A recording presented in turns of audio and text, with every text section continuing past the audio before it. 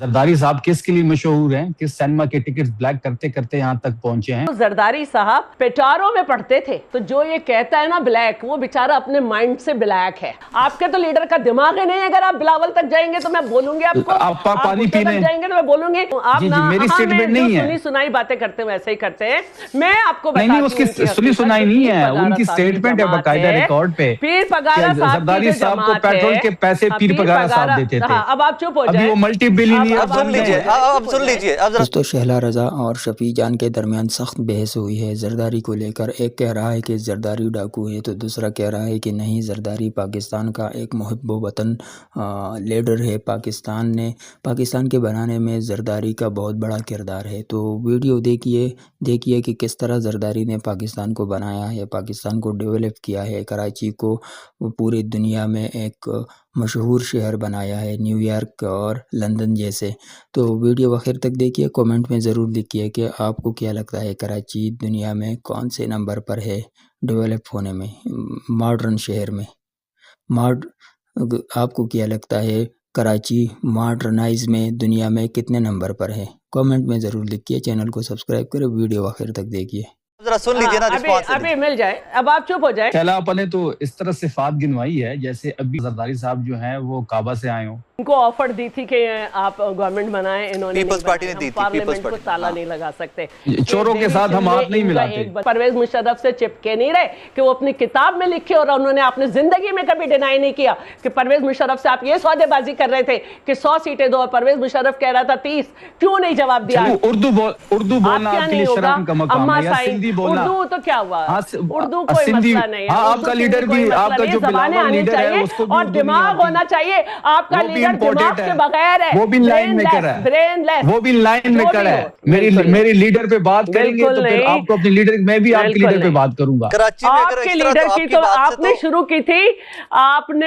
की थी लीडर पे बात, और मैं अब आपको दोबारा कहूं, अब अदालत ने सजा दी है, अदालत ने सजा दी है। अपने लीडर की जबान बोले, आप डिटेल से अपने लीडर की जबान में बोले, बात करें। आप जरा डिटेल से कमेंट करें। मैं बात करती हूं, इनके बाद में करती। मैंने तो इमरान खान साहब को ही देखा है और मैंने उनसे ही सीखा है, और मुझे फख्र है इमरान खान साहब जो कुछ मैंने सीखा है, मुझे उस पर फख्र है। अब आगे बात ना करें कि अपने लीडर के लहजे में बात करें, या आप गलत बात बोले। हाँ, मैं चाह रही हूँ कि आप करें, आप करें। लो, ये गलत कैसी बात हुई? मैं कह रही हूँ आप करें। आप ना, मेरी स्टेटमेंट नहीं है। सुनी सुनाई बातें करते हैं वैसे ही करते हैं। मैं आपको नहीं, उसकी सुनी सुनाई नहीं है, उनकी स्टेटमेंट है बकायदा रिकॉर्ड पे। पीर पगारा साहब, जरदारी साहब को पेट्रोल के पैसे पीर पगारा साहब देते थे। अब आप चुप हो जाए, वो मल्टी बिलियनियर बन गए। अब सुन लीजिए, अब जरा सुन लीजिए ना, अभी मिल जाए, अब आप चुप हो जाए। पीर पगारा साहब की जो जमात है वो इतनी मोहताज जमात है कि 18 जमातें मिलकर जीडीए बनती है, और उसके साथ हर जमात। नहीं, मैं तो उस जमात पे बात नहीं कर रहा, मैं तो उनके बयान पे बात कर रहा हूँ। एक मिनट बात करें ना। नहीं, अब आप सुन ले, सारी उनके साथ वहां पे मिल जाती हैं, और फिर 1 to 1। मैं तो पगारा साहब का बयान कोट कर रहा हूँ, मैं तो उसकी जुमात पे कमेंट ही नहीं कर रहा। बिलावल को जैसे उर्दू नहीं आती। एक सेकंड, अगर आप दोनों मुझे दे देना, एक सवाल मेरा भी ले ले। शैलापा एक सवाल। तो क्या हुआ? दिमाग तो है ना, दिमाग। आपके तो लीडर का दिमाग ही नहीं है। अगर आप बिलावल तक जाएंगे तो मैं बोलूंगी आपको, आप पानी पीने जाएंगे तो मैं बोलूंगी आप तो करप्ट वाले हमें बताएंगे। शैलापा एक सेकंड, शफी जान साहब एक सेकंड प्लीज निकले, मेरी दरखास्त आप निकले कन्विक्टेड। पानी पी लें आप। मेरी दरखास्त, शफी जान साहब 1 मिनट दीजिएगा मुझे, प्लीज 1 मिनट दीजिएगा मुझे। शैलाब की खिदमत में एक सवाल रखना है। आप जिस जमात को आप लोगों ने वोट किया हुआ है, इस जमात के सरबराह भी मोहम्मद नवाज शरीफ साहब का भी पॉलिटिकल करियर तो एक डिक्टेटर के टाइम में स्टार्ट हुआ हुआ है ना? बिल्कुल सही। देखिए, बात यह है कि जैसे एहतशाम ज़हीर से जो है इनका स्टार्ट हुआ, इमरान खान का, और पाशा से होकर फैज़ हमीद तक पहुंचा, और फिर जिस तरह से इनके बिल पास होते थे, खुद इनके लीडर ने कहा, इस तरह नवाज शरीफ साहब भी जनरल जिलानी गए थे।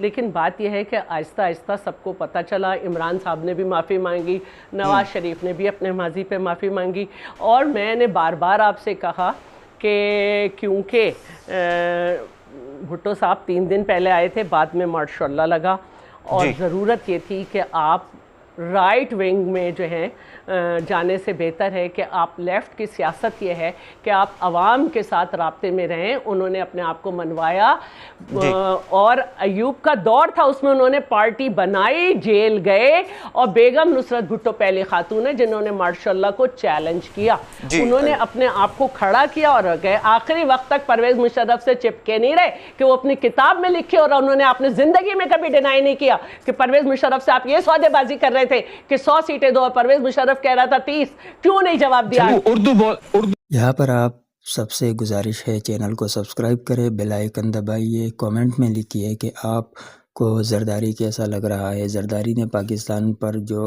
हुकूमत की है और जो अभी कर रहे हैं पाकिस्तान के एक बहुत बड़े हिस्से पर, अब क्या सालों से उनका इक़्तिदार है, तो क्या समझते हैं कि क्या ज़रदारी पाकिस्तान के लिए अच्छा था या नहीं, या अच्छा है या नहीं, कराची को किस तरह उसने डेवलप किया है, आप उस बारे में क्या कहते हैं कमेंट में ज़रूर लिखिए।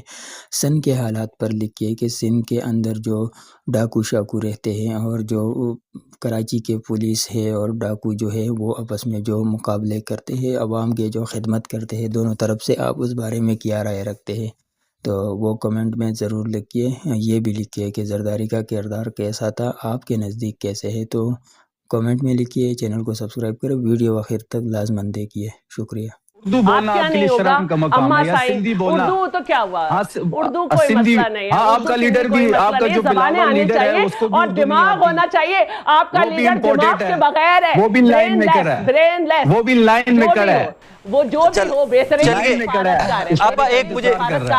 आपकी तो लाइन ही खत्म हो गई। आप प्लीज सुन लेने दीजिए, प्लीज मुझे शफी जान साहब को सुन लेने दीजिए। शफी जान साहब प्लीज। आप मैंने बड़े नहीं, मुझे बताए ना सिंध में कौन कैद है इनका। शफी जान साहब प्लीज कमेंट कर दीजिए प्लीज। देखिए मसला ये है कि इन दोनों जमातों को, ये सिक्के के दो रुख हैं, ये पीपल्स पार्टी भी, नून लीग भी। पीपल्स पार्टी इस वक्त भी गवर्नमेंट का हिस्सा है, ये कहते हैं ये हम गवर्नमेंट का हिस्सा नहीं है तो आईनी ओहदे छोड़ दें।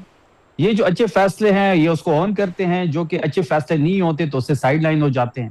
ये हुकूमत आपके वोट से ही बनी थी और इस हुकूमत को 17 सीटों पे ही, इस हुकूमत को 17 सीटों पे कड़ा किया गया था और आप इस निजाम का हिस्सा हैं।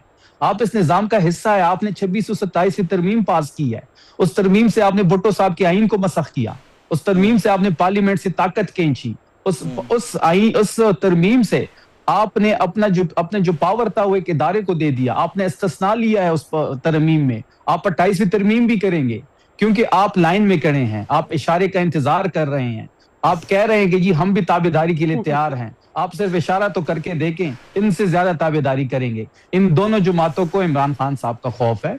ये दोनों जमातें वोट की हैसियत ये इनकी खत्म हो चुकी है। ये पाकिस्तान के, ये मैं इनको चैलेंज कर रहा हूँ, सिंध में चलें। ये सिंध तक पार्टी है ना, इनका तो और कोई स्टेक है नहीं। सिंध में भी कुछ वडेरों शडेरों से ये वोट शोट ले लेते हैं धमका शमका के, बाकी तो ये मेन स्ट्रीम की पार्टी तो रही नहीं। ये सिंध में भी इंटीरियर सिंध की पार्टी रह चुकी है। कराची में, ये कराची में हो या इंटीरियर सिंध में, मैं खुद अभी स्ट्रीट मूवमेंट के लिए गया था, इंटीरियर सिंध भी हम गए हैं। वहां पे जो तहरीक इंसाफ का, वहां पे जो इमरान खान साहब की मकबूलियत है वो देखने के काबिल थी। ये पाकिस्तान के, ये सिंध के इंटीरियर में कहीं भी इलेक्शन कराएंगे, वोट इमरान खान का है। और यही खौफ है कि ये दोनों इकट्ठे हैं इमरान खान साहब के लिए कि इनकी जो सियासत है वो खत्म हो चुकी है। आप लास्ट मिनट है मेरे पास, प्लीज कमेंट कर लें। जी प्लीज कमेंट कर लें। पहली बात ये है कि इनको ऑफर दी थी कि आप गवर्नमेंट बनाएं, इन्होंने पीपल्स पार्टी ने दी थी, पार्लियामेंट को ताला नहीं लगा सकते। चोरों के साथ हम हाथ नहीं मिलाते। एक बंदा कामयाब हुआ था जब इन्होंने आइलैंड पे कब्जे की बात की, उसने छोड़ दिया था इन्हें। देश सिंध में ये कहीं नहीं है। अल्हम्दुलिल्लाह हम बलोचिस्तान में भी हैं, हम जीबी में भी हैं और कश्मीर में भी। अब लग रहा है कि आजाद कश्मीर में भी शायद हो। जीतना और हारना जहाँ भी हो, जीतना हारना एक अलग बात है। आप तो लाइन में आपने, अच्छा ये बात तो सबको याद होगी कि उंगली का इशारा एम्पायर की इशारा होगा, तो इशारों पे तो आप चलते हैं। आपके लोगों को फोन किए जाते हैं तो बिल पास होते हैं। चले डन उंगली का एम्पायर का इशारा आप देख रहे थे, एम्पायर की उंगली आप देख रहे थे। और जो 26वीं तरमीम में आप मौलाना के साथ थे, 26वीं तरमीम में आप मौलाना के साथ थे। मैं झूठ नहीं बोल रही, आप अपने स्टेटमेंट देखें आमिर डोगर के और बैरिस्टर गौर के कि हमें 26वीं तरमीम पे कोई लास्ट कमेंट है, लास्ट कमेंट प्लीज साहब। ये भी जो हालिया बजट था जिसमें 30 मिनट के लिए इनकी जमात जो है वो नाराजगी का इजहार जो किया है, जीपी की हुकूमत पे ये राजी हो गए। शफी जान साहब बहुत शुक्रिया, शैला आपका बहुत शुक्रिया। नाजरीन पॉलिटिकल डिबेट्स चलती रहती हैं और चलती रहनी चाहिए, लेकिन उसमें पॉलिटिकल डिबेट में बैंड ऑफ द डे निकलता क्या है, when we close the show, तो उसके एंड में निकलता क्या है, ये है कि जहाँ तक जमहूरी ताकतें रहेंगी वहीं पर आपको एक दूसरे को क्रिटिसाइज करने का मौका भी मिलेगा, आप नुक्ताचीनी भी कर सकेंगे, आप बेहतरी की गुंजाइश भी पैदा करते रहेंगे। So end of the day solution is only true democracy. हाँ तो नाज़रीन, आपने वीडियो मुलाहिज़ा फरमाई, दोनों जो है अपने अपने पार्टी के तर्जुमान हैं, अपने अपने पार्टी को डिफेंड करता है। इस तरह के डिबेट्स में हकीकत का पता नहीं चलता, लेकिन आपको तारीख़ में पीछे जाना पड़ता है। ज़रदारी के दौर में, ज़रदारी के जो जवानी के दौर में आप जाएंगे, आपको पता चलेगा कि किस तरह ज़रदारी ने अपनी ज़िंदगी बिताई है, किस तरह ज़रदारी ने जो पाकिस्तान के अवाम के साथ किया, सिंधियों के साथ किया, मुसाफिर और महाजिरों के साथ किया, वो आपको मिल जाएंगे तारीख़ में। तो ये चीज़ें तारीख़ में लिखे हुए हैं, इसको कोई छुपाया नहीं जा सकता। ये लोग कितने पाकिस्तान के साथ वफ़ादार हैं, मुखलिस हैं, ये पता भी आपको लग चुके होंगे अभी तक। इनका प्यार, मोहब्बत और वफ़ादारी सिर्फ़ अपने इक़्तिदार तक है। अगर ये इक़्तिदार में है तो ठीक है, अगर ये इक़्तिदार से बाहर है तो फिर इनसे बड़ा कोई पाकिस्तान मुखालिफ नहीं होता। इनके बयानात पाकिस्तान के मुखालिफ, इनके बयानात अफ़वाज पाकिस्तान के ख़िलाफ़, इनके बयानात फिर हर प्लेटफॉर्म के ख़िलाफ़ होते हैं जो सरकार के साथ जुड़े होते हैं।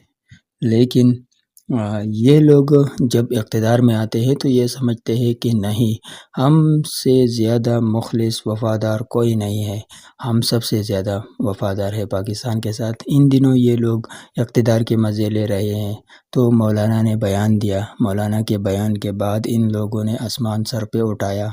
मौलाना माफ़ी मांगे। आप लोग अपने पिछले बयानातों पर कब माफ़ी मांगेंगे? आप लोगों ने तो कोई कसर नहीं छोड़ा है, आप लोगों के बयानात मौजूद है। ज़रदारी के वो बयान के बाजवा तो उनका ये मतलब था कि बाजवा तनख्वाह लेते हैं कुछ दिनों, कुछ सालों के लिए है, और मैं हमेशा रहूँगा, जब तक ज़िंदा हो तो मैं पाकिस्तान के इक़्तिदार से हमेशा मज़े लेते रहूँगा। ज़रदारी जो बाजवा है वो कुछ वक्त तक ले सकता है। तो इस तरह के बयानात कौन दे रहा था? ज़रदारी साहब, कोई और नहीं। तो ये लोग जो है इक़्तिदार में जब होते हैं तो इनसे बड़ा वफ़ादार कोई नहीं होता। लेकिन अगर इसका जो सूबा है उसमें जाएंगे, हालात देखेंगे, अवाम को ग्राउंड पर जाकर आप अवाम की रियलिटी देखेंगे तो सिंध जो पसमानदा इलाके हैं, जो पिछले इलाके हैं, मतलब जो शहरों से बाहर इलाके हैं, वो कितने पसमानदा है आपको पता चल जाएगा। वहाँ तालीम की कमी, वहाँ सेहत की कमी, वहाँ लोगों की ज़िंदगी किस तरह वडेरों के नीचे गुज़र रही है, वहाँ के डाकू लोग, वहाँ के हालात आप देखेंगे तो हैरान रह जाएंगे। और हमेशा से सिंध पर इन्हीं लोगों ने हुकूमत की है, तो ये लोग अपने सूबे को अभी तक नहीं बनाया है। अपने उस सूबे के अंदर जो भी है, पुलिस है, जो भी है, वो आपस में मिले हुए हैं। कराची को देखो, पाकिस्तान का सबसे बड़ा शहर है, इंडस्ट्रियल हब भी है, लेकिन इसके बावजूद कराची के हालात देखो, वो इनके अंडर है। तो होना तो ये चाहिए था कि पाकिस्तान का बड़ा शहर है तो सबसे बड़ा साफ़ होना चाहिए था। वहाँ के जो डाकू है, पुलिस है, जो भी है, उनको कंट्रोल में रखना चाहिए था, लेकिन उन सबको आज़ादी दी गई है। उनमें राव अनवर जैसे लोगों को पाला गया है। तो ज़रदारी के बारे में बात करना, टॉक शोज़ पर बात करना, मैं समझता हूँ कि ये आवाम के साथ तौहीन है। ये इस तरह नहीं करनी चाहिए। ज़रदारी जो है वो पाकिस्तान के साथ ना वफ़ादार है, ना अपने सूबे के साथ वफ़ादार है, ना पाकिस्तानी अवाम के साथ वफ़ादार है। तो आप इस बारे में क्या राय रखते हैं? अपने राय कमेंट में लिख के हमें बताइए कि आपको ये वीडियो पसंद आई है या नहीं। तो वो कमेंट में लिखिए आप ज़रदारी के बारे में क्या राय रखते हैं। चैनल को सब्सक्राइब नहीं किया तो सब्सक्राइब करें, बेल आइकन दबाना मत भूलिए। आप सबकी मोहब्बतों का बहुत बहुत शुक्रिया। यहाँ तक जिन लोगों ने वीडियो देखी है तो कमेंट में कुछ ना कुछ लिखिए, हमें पता चल जाएगा कि हमें सपोर्ट करने वाले हैं। शुक्रिया।